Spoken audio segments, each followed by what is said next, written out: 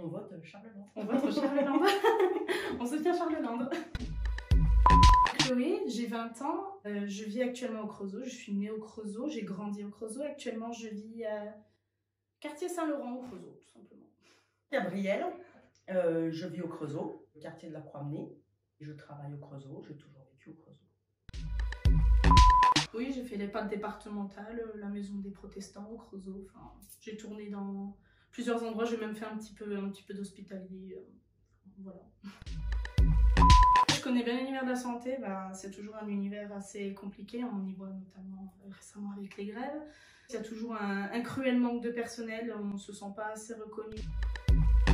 Une prise en charge qui est de plus en plus compliquée pour les résidents, les patients, quels qu'ils soient. Il ne faut pas que ce soit un univers qui soit omnibulé par l'argent. On parle avant tout d'humains, on parle de personnes qui ont besoin d'une prise en charge, d'être prises en soin, littéralement. Il faut que les organismes, la ville en général, arrêtent un peu de penser à l'argent et de penser avant tout au bien-être des résidents. Parce qu'après tout, c'est ça le plus important. À ArcelorMittal. Mon papa a travaillé là-bas pendant plus de 40 ans. C'est l'industrie du Creusot. C'est ce qui a fait la renommée du Creusot à travers le monde, hein, la métallurgie, tout ce qui est les Schneider, tout simplement, c'est ce qui a fait la renommée du Creusot. Ils ont eu des moments de coups durs. Je me rappelle de quand mon père rentrait qui disait que ça allait mal. On peut dire qu'en ce moment, c'est quand même pas le top. Ils vont savoir rebondir comme ils l'ont toujours fait. À mon époque, il n'y avait pas beaucoup d'animation pour les jeunes. Il y en a toujours pas énormément, tout du moins. Les lieux de sortie pour les jeunes, moi en tant que jeune, c'est vrai que je sors. Si j'ai envie de sortir le samedi soir avec mes amis, je sors pas au Creusot. Il manque quand même des bars branchés, une rue. On a moins de petits commerçants. Oui, complètement. C'est vrai qu'il y a des endroits au Creusot, on va se sentir vachement en insécurité. Je veux dire, moi la nuit, je me promène dans certains quartiers, je ne vais pas me sentir en sécurité. Soit je vais me sentir observée, voire suivie.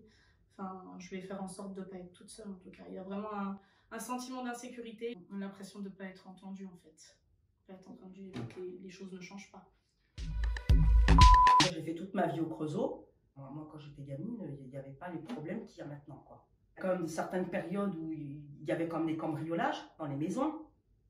Et chose que c'était pas comme ça dans le temps, c'était pas comme ça. On se sentait quand même plus en sécurité avant. Maintenant, c'est vrai que avec les problèmes de trafic de drogue et tout ça qui se greffent à ça, oui, ça fait peur. J'ai lu des articles disant qu'au niveau de la superficie, le Creusot était quasiment aussi dangereux qu'une ville comme Marseille.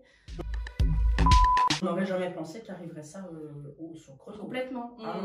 On aimerait vraiment que des choses soient mises en œuvre pour notre sécurité et celle de nos enfants. Les caméras, est-ce que ça change vraiment quelque chose?